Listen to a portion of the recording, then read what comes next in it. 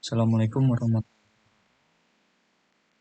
Di sini saya akan coba menjelaskan cara atau langkah-langkah untuk analisis klaster hierarki dengan menggunakan aplikasi SPSS.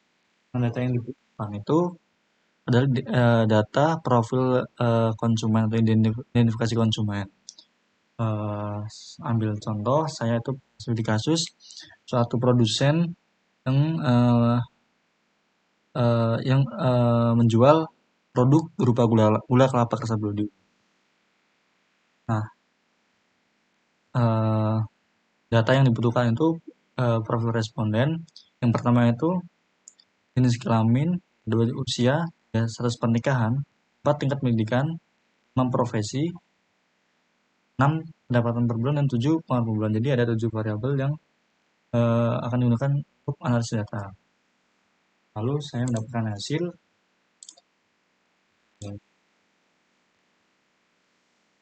Jadi saya ambil contoh ada 20 responden. Jadi dari responden 1 sampai dengan responden 20. Nah, jenis kelamin 1, 2 maksudnya apa? Nah, ini sebelum melakukan analisis data dan dimasukkan ke SPSS, kita harus melakukan pengkodean. Untuk jenis kelamin sendiri, kode 1 untuk berjenis kelamin laki-laki, responden yang memiliki jenis kelamin laki-laki, dan kode 2 itu untuk responden yang berjenis kelamin perempuan. Lalu usia bertingkat dari 1 itu artinya kurang dari 20 tahun, 2 itu 21 sampai dengan 30 tahun, 3 itu 31 sampai dengan 40 tahun, dan seterusnya. Seperti kan juga seperti itu, 1 itu belum menikah, 2 sudah menikah, seterusnya. Untuk variabel lain melakukan hal yang serupa. Lalu dari hasil ini kita akan masukkan SPSS. Namun sebelumnya kita buka aplikasi SPSS-nya dulu.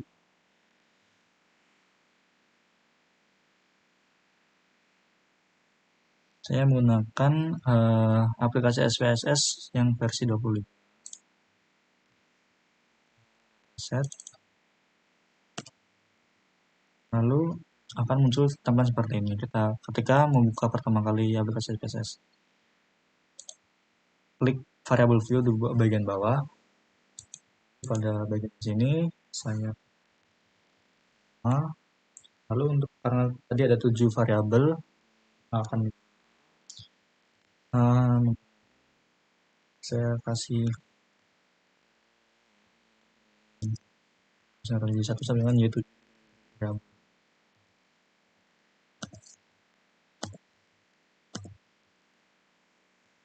Lalu pada bagian tipe, karena nama bukan angka, jadi tipenya bukan numerik, kita ganti ke string. Dan untuk yang lainnya karena menggunakan data.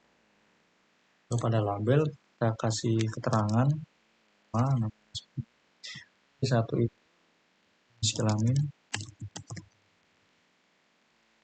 usia, status pernikahan, keempat tingkat pendidikan, Y5 profesi, Y6 pendapatan per bulan, itu pengeluaran per bulan. Nah, dari variabel seperti itu. Lalu yang user ini kita ganti ke nominal semua.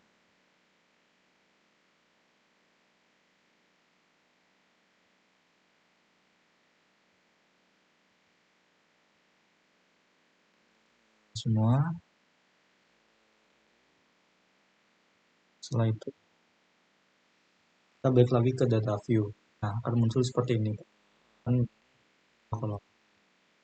Nah, lalu hasil dari kuesioner tadi kita masukkan dari nama sampai pengeluaran per bulan. Kita masukkan ke SPSS. Kita tekan seperti ini. Setelah itu bagaimana cara untuk analisis cluster hierarkinya? Yaitu yang pertama, pada toolbar di atas kita klik atau pilih analyze, lalu pilih classify, lagi hierarchical cluster. Akan muncul seperti ini. Lalu pada variabel kita masukkan variabel yang yaitu 1 sampai masukkan variabel, lalu label sebelumnya kita masukkan nama, clusternya cases, displaynya statistik dan plots. Lalu klik statistik di sini, aglomerasi schedule checklist, continue, plots, checklist dendogramnya. Lalu cluster metodenya menggunakan page dan usernya dan squared Euclidean distance. Standarized-nya non, lalu continue. Nah itu oke akan muncul hasil dari analisis clusternya. Nah dari tabel ini dapat diketahui bahwa ada 20 data yang diolah dan tidak ada data missing random. 100% data dapat diolah. Langsung ke hasil dari dendogramnya. Nah berdasarkan hasil dendogram ini terdapat dua kelompok atau segmen pasar ini.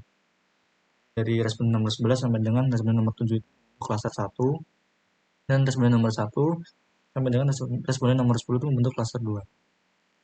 Kita copy pastekan ke Excel. Jadi seperti kita membuat tabel hasil clustering. Ini responden 1 sampai dengan responden 20 kita isi berdasarkan hasil dari denogram ini. Nah, berdasarkan diagram ini kan klaster 1 yang masuk ke anggota klaster 1 itu ada responden nomor 11, 19, 18, 13, 20, 16 dan 7. Itu merupakan anggota klaster 1. Dan sisanya responden nomor 1 sampai dengan responden nomor 10 kita masukkan ke dalam klaster 2. Lalu kita dapatkan seperti ini. Kembali ke aplikasi SPSS. Saya mau memasukkan hasil clusteringnya di sini. Kita buka variable view lagi. Kita bikin kolom baru state of cluster. Dan ini tetap numerik, lalu kasih terangan cluster. Ini juga diganti ke nominal. Kalau lagi data view, muncul kita copy pastekan hasil clustering ke sini. Hasil clustering muncul. Lalu untuk mengetahui yang anggota cluster 1 atau anggota cluster 2 usia berapa, seperti kita dengan cara analisis tabulasi silang atau cross type. Bagaimana pada tool lagi. Lalu dari deskriptif statistik, setelah itu pilih cross type. Pada rows memasukkan Y1 sama dengan Y. Kita masukkan, lalu untuk kolomnya hasil clusteringnya exact, statistiknya correlation, selnya persentasenya total, residualnya unstandardized, nomornya SND. Tapi oke. Nah, berdasarkan analisis barusan yang telah dilakukan, berdasarkan variabel jenis kelamin, klaster 1, angka 1 dan 2 ini kan dari hasil pengkodaan tadi 1 artinya berjenis kelamin laki-laki dan berjenis kelamin perempuan. Nah, dari hasil barusan, analisis barusan atau analisis step, yang termasuk anggota klaster 1 itu 10% memiliki berjenis kelamin laki-laki, sedangkan 25%-nya berjenis kelamin perempuan. Dengan total klaster 1 itu 25%. Lalu sedangkan klaster 2 30%-nya itu berjenis kelamin laki-laki dan 35% berjenis kelamin perempuan. Hasil 60. Dengan total anggota klasternya 65% dari keseluruhan responden. Juga dengan variabel yang lainnya seperti usia, pernikahan, rekan dan lain dapat kita dengan analisis ke step barusan. Status pernikahan dari variabel status pernikahan dapat diketahui bahwa 30% di anggota klaster 1 itu sudah atau belum menikah, 30%-nya belum menikah, 5%-nya sudah menikah. Anggota klaster 2 15%-nya belum menikah dari 50%-nya sudah mereka. Lalu untuk menentukan profilisasinya, profilisasi seperti ini, sudah mengelompokkan hasil klaster 1 dan klaster 2. Jadi untuk anggota klaster 1 saya beri warna hijau, saya tandai dengan warna hijau, dan klaster 2 saya tandai dengan warna biru. Nah, lalu untuk mengetahui yang klaster 1 itu berjenis kelamin apa, itu dihitung dengan cara menghitung rata-ratanya. Dengan cara gimana? Menghitung rata-rata di sini. Untuk klaster 1 berdasarkan jenis kelamin kita hitung rata-ratanya dan dapatkan hasil 1,7. 1,7 dapat dibuatkan menjadi 2, yang artinya anggota klaster 1 ini jenis kelamin perempuan. Dan yang klaster 2 juga dihitung dengan yang sama dan dapatkan hasil 1,54 dan dibuatkan menjadi 2 dan perempuan.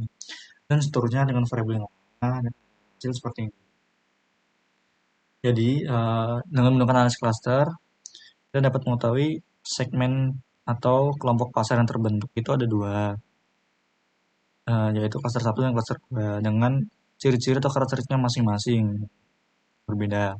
Nah, untuk targeting, target pilih atau target pasar potensial dari perusahaan tersebut adalah pasar 2 karena memiliki persentase yang lebih besar dan yang paling besar dibandingkan dengan segmen atau kelompok pasar yang lain. Sekian dari saya, kurang lebih mohon maaf. Terima kasih. Wassalamualaikum warahmatullahi wabarakatuh.